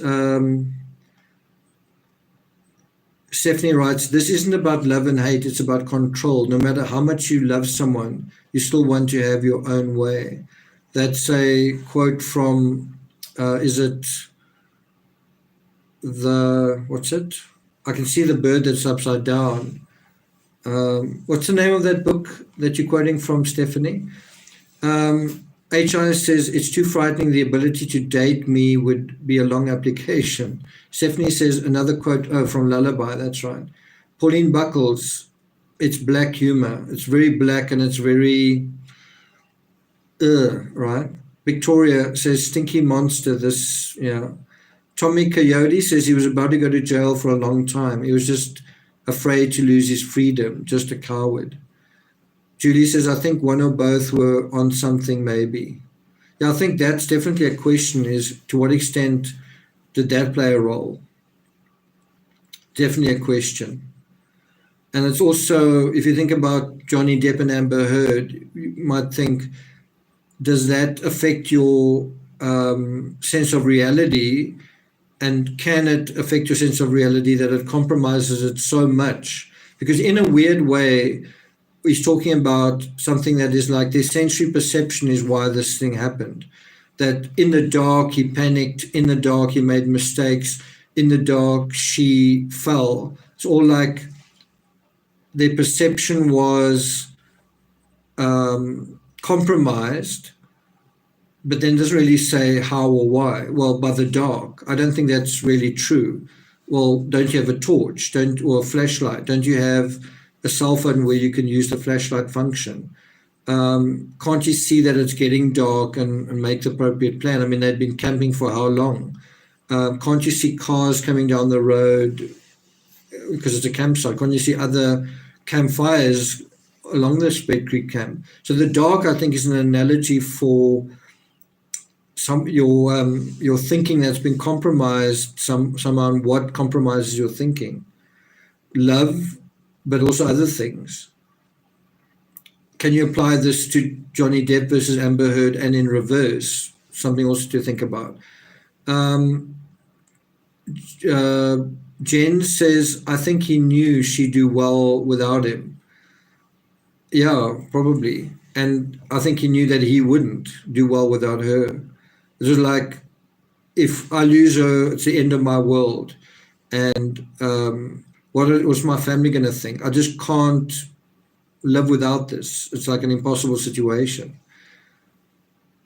That's why it's good to, if you're going to have a relationship with someone, it's good to have a relationship with someone who's quite independent. They've got their own job. They've got a certain amount of money. They know what they've got their hobbies and their interests. They have things to do. They've got friends. Someone who's got a complete life, not that you become their entire life. The problem with you becoming the entire life is if it ends, then you are going to be the death of them. You are going to be like, I can't live without you. So you really want to engage in relationships with people that have a certain amount of independence and have individuated. And so if you've got children, teenagers, you really want to bring them up to be emotionally independent, emotionally strong, and also be interested in other people who are strong people emotionally, independent people, not someone who's sort of weak or helpless or, I need you, I can't live without you kind of thing. Anyway, easier said than done. I mean, how many of us have had perfect love lives when we were youngsters, right? Cess Hill said they did smoke weed. That's true. It's also in the social media. Pauline Buckles, it was wild pigs, wasn't it? I thought it was dogs. Or canines. Helen Fenner says he mistook obsession, power, and control for love. Yeah. Holly says, weed doesn't make you a murderer. He was a control freak. Well, a certain amount can make you, I think, paranoid. The question is how much, and was it just that kind of thing? Susan says, Yes, he was. I said it long ago. Okay, Timmy, come. Okay, guys, let's just read the last couple of comments here. Morgan LaFay, he knew he was losing her. It does look that way. Go Batman says, live an authentic life, accept failure. Yeah, sometimes you've got to be quite tough. Roseanne says, why wasn't she taken to a hospital? Because his story is that she wouldn't let him cross the creek. He couldn't carry her across the creek. It was dark. He couldn't figure his way in the dark across the creek. That's kind of his story. Yeah, Timmy is okay. He's just a little bit cold. Wow, his ear just touched my lip, and now my lip is like tickled. You know that tickly feeling when someone puts a feather against your lip. Yeah, I actually put a few things on Instagram today of Timmy getting to know my sister's horse. And that was, he thinks that a horse is like a cow and you can play matador with it, and it's obviously totally different. A horse can kick him, and a horse is definitely a lot more fleet-footed than a cow or a bull. So for his own safety, he had to be kept on a leash and all that. I don't know if you can see how he's shivering, but he's definitely a little bit cold. But I had to shave him. He was just getting really, really filthy. But anyways, he's got a little jacket, so it's not the end of the world. Angela says she was ready to get out of their relationship. Yeah, and then look at what happened. And I think that is such a truism in true crime, is the most dangerous time is when someone's trying to get out of the relationship. I mean, you can ask the question, look at Chris Watts, he was trying to get out the relationship, look how dangerous it was. Look at Suzanne Morphew, she was trying to get out the relationship. Laurie says, I think that's a control thing. They have something over everyone, and that is the truth. Even this 8-page thing is an effort at control. Brian's trying to control what people think. Brian's trying to manipulate. Brian's trying to soften. Brian's also being sarcastic. There's also some, in the middle of him making his statement that's supposed to be his legacy, this is like his last will and testament. They're jabs and snarky comments directed at Gabby's family. Julie says severe haircut. Yeah, looks lovely though. Okay. Stargirl says, hi guys, the Gabby's parents lawyer just spoke live. They something about another digital note too, and also mum gave him a letter, it said in an envelope, to burn after read. Okay. Stargirl, have you got a link? Is there any other is there any other writing that's come out? Lisa says they weren't in a campground, they were in the wilderness, and that's when you get out there like that, it's scary. There wasn't a camp set up, it was just near the creek. Well, it was kind of a semi-campground. It's like, it was a Spread Creek camp, but certainly where they were camping was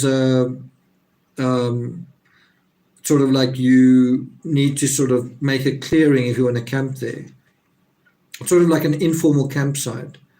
As far as I know, also where the van was parked wasn't a proper parking set out, for it. Felisa says he couldn't get help because it would show he hit her. Yeah. I bet he went off again. Yeah. Okay.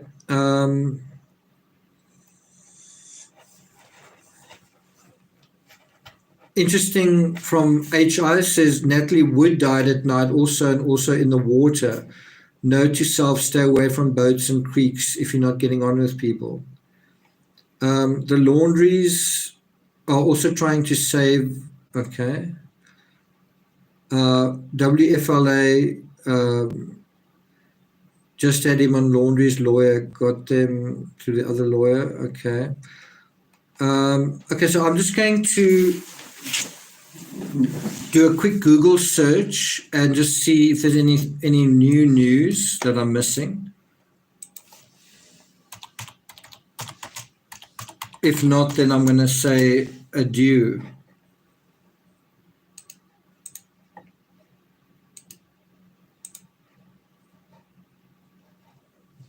So an article's come out in People an hour ago, and something else also an hour ago. This came out on Fox News about 3 hours ago.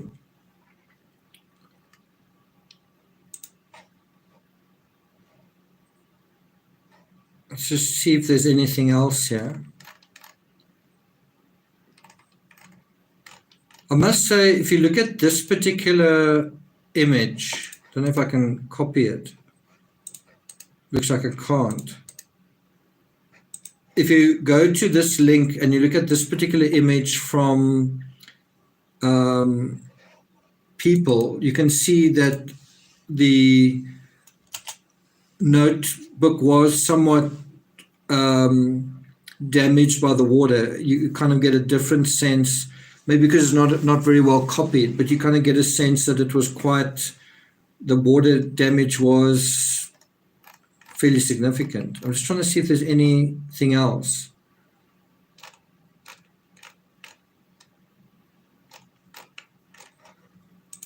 Let's have a look.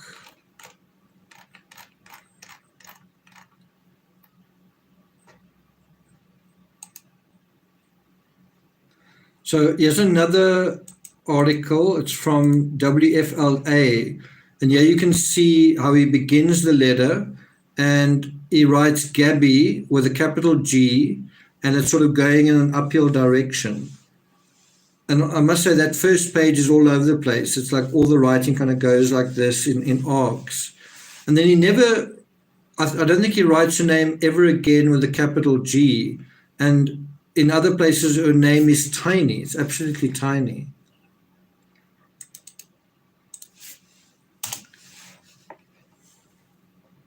So some of the links I shared with you guys from Fox News, that page where it says Gabby is actually obscured, so you can't actually see that.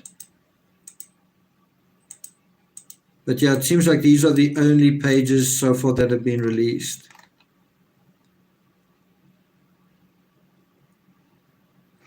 So according to Pat Riley, the Petito and Schmidt attorney, they said, I'm shocked that within 30 minutes of the time we left the FBI office, the notebook was released.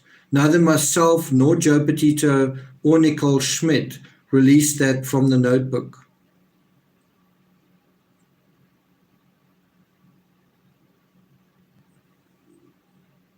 I don't know whether that means that they knew,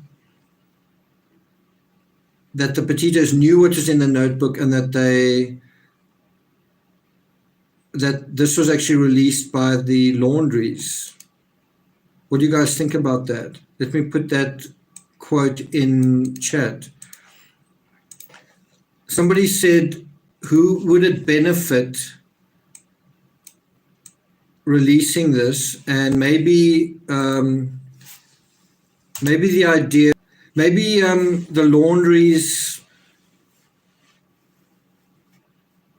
are either trying to prevent the Petitos from writing a book about it, or giving the public the first dibs at this in order to take the wind out of their sails. But you kind of get the sense, I don't know if it's true. I mean, what do you guys think? What do you guys make of that comment? I'm shocked that within 30 minutes of the time we left the FBI office, and I think this is referring to way back, the notebook was released. Neither myself nor Joe nor Nicole released that from the notebook. I don't know if it should be realized that, I suppose, release that from the notebook. Anyway,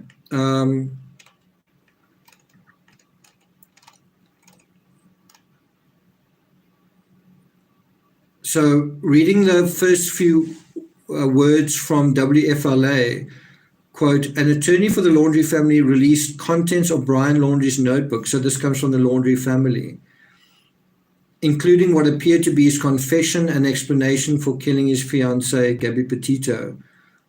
This is a rough transcription of the 8 pages of Brian Laundrie's notebook. Well, we've kind of gone through that.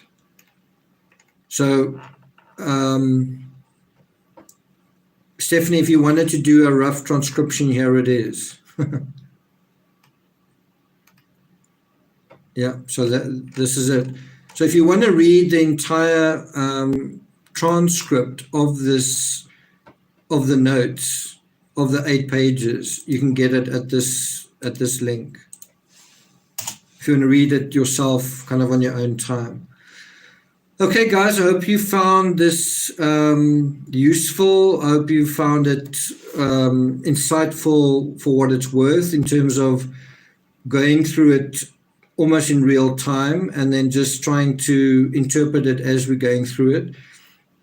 As I say, I'm going to be returning to the Petito case on the 1st of July, which is the day before the anniversary of them going on the van life journey.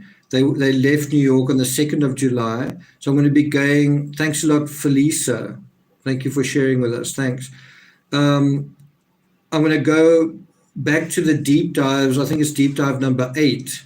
But what I want to do with that is I want to take some of these self-disclosures, some of what we've learned about Brian back into the Moab incident and say, can you see that Brian's a bit of a slimy fellow? He's a little bit of a sneaky, manipulative person. And I do remember Rose saying that. Rose said that she thought he was a very manipulative person. Well, you're getting some of that in, quite a lot of that actually, in this note. And I think what would be fair to do would be to take page by page and say how much of what he's saying is actually true, right? Line by line, was that line true? Was that line true? And I think easily 50, 60% of the note is probably not true, if not even more, 70% not true. That's quite a lot. That's like the last thing you say on earth, and most of it's BS, right?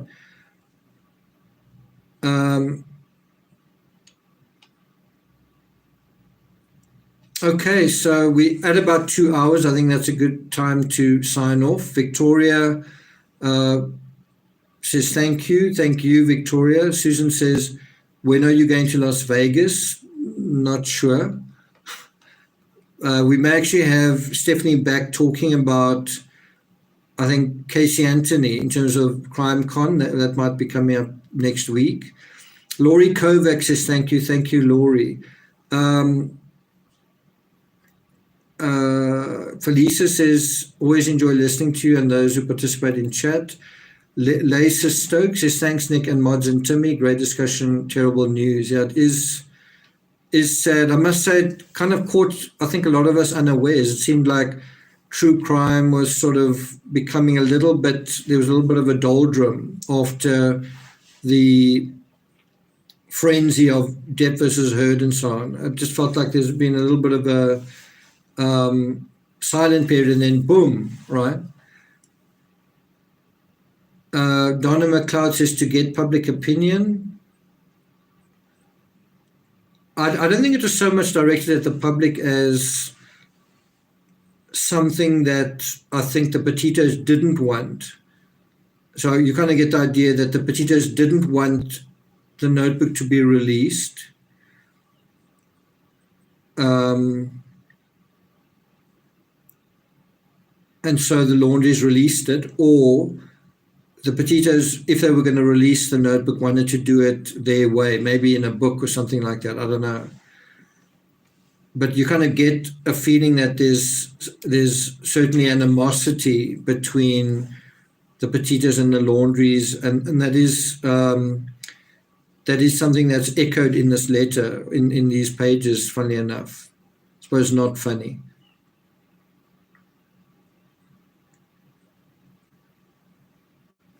Anne Renwick says, is your country suffering? I'm not sure what you mean by that, but we did have power failure earlier tonight, so things aren't quite as good as they could be. Crippled Alien says, or does it show how Brian lies so easy? It definitely does. He does lie easily. He would have told the teacher dog ate his homework. Yeah.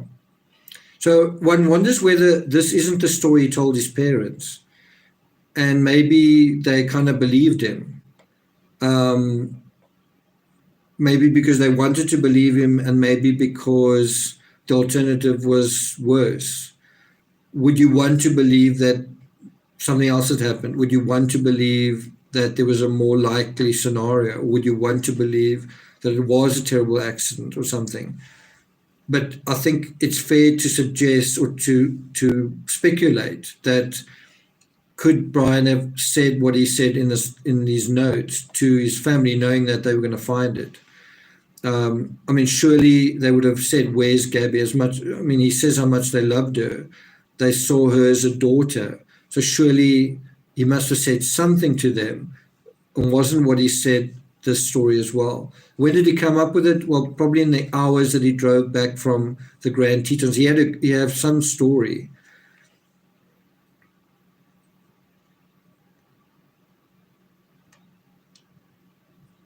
Robbie Robbins says Brian had to have the last word, didn't he? Yeah. As I said, it's ironic that he says in his last words, Gabby hated people.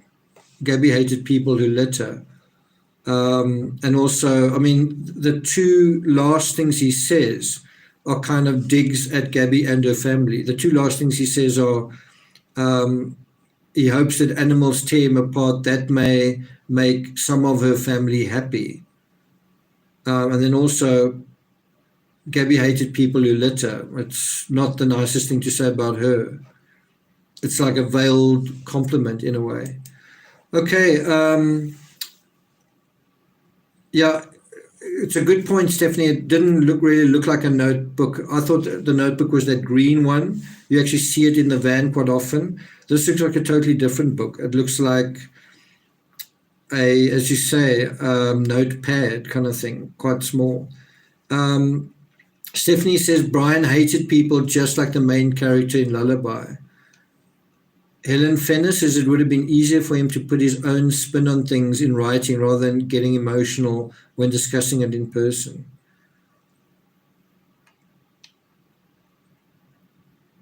Yeah, Stargirl, you're right. That is like anger towards her parents. Stephanie says so many intertextualities. Go Batman says the whole world loved Gabby. Well, Gabby definitely is the perfect victim in this story. Like, you know, they talk about the imperfect victim or someone's not a perfect victim. Gabby is the perfect victim. Beautiful, innocent, and this tragic ending kind of thing. Julie says, like a reporter's notebook, we call them here with a spiral. Yeah. Corporal Deb says, give Timmy a hug for me. Okay, so I really didn't think I would be doing a live tonight, but yeah, we are. It's just gone 1 o'clock after midnight my time. Today, the day that just passed is actually my father's birthday, 81st birthday. But we kind of celebrated it with dinner the night before. I don't know if I'm going to be doing Danielle Redlick later before as the next live, but I might be. And then obviously Van Gogh letters. What episode is it now? But anyway, that's definitely up next. That'll be on Sunday. But for those of you who found this interesting, this is the note. This is the writing of someone who is emotional, suicidal, unhinged, guilty, and deceitful, right?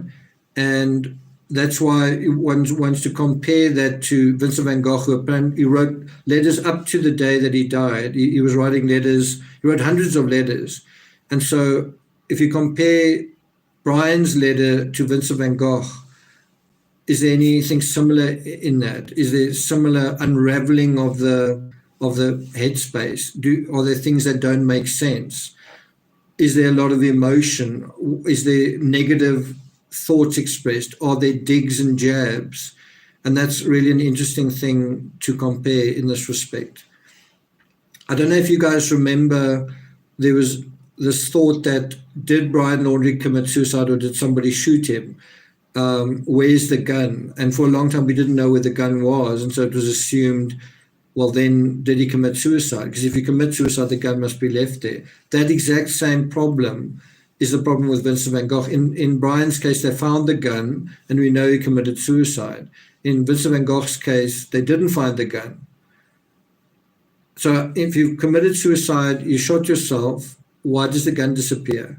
Usually guns disappear when someone else is covering up a crime. Doesn't that make sense? Okay, Pauline says, happy birthday to your dad. Pat O'Keefe says, thank you for this live. Ella says, love the lives, to see the face to the voice of wisdom. Okay, thanks for that. Corporal Deb says, I'll be back for Vincent. Okay. Okay, so guys, that is it. Thanks for being here. Stephanie, thanks also for making it at really short notice. Jean Karras, you as well. I wonder what Bria is doing today. Maybe already asleep, wherever she is.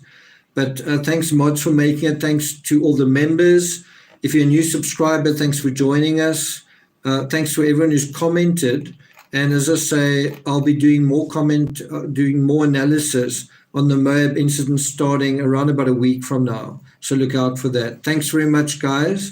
Take care, stay safe, look after yourselves, look after your loved ones, and I'll see you guys next time. Thanks, Jen.